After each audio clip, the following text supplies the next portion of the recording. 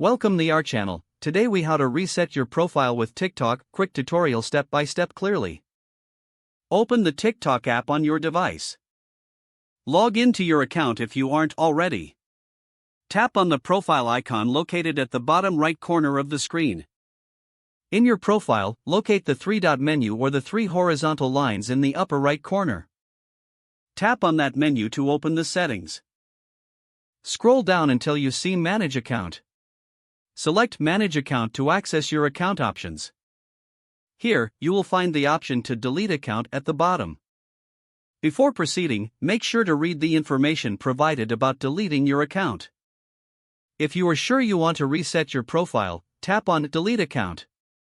Follow the on-screen prompts to confirm your decision. You will receive a verification code via SMS or email, depending on your account setup. Enter the verification code to proceed with the deletion. Once confirmed, your account will be scheduled for deletion. After waiting for 30 days, your account and profile will be permanently removed from TikTok. If you wish to create a new profile, simply download the app again and sign up. Remember to use a different email address or phone number if necessary. That's it. You successfully reset your profile on TikTok. If the page does not load, refresh the browser or try again in a private or incognito window.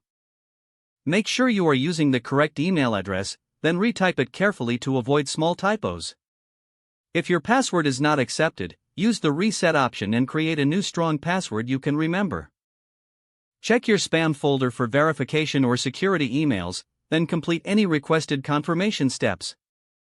Enable two-factor authentication if available to improve account security and reduce unauthorized access risk.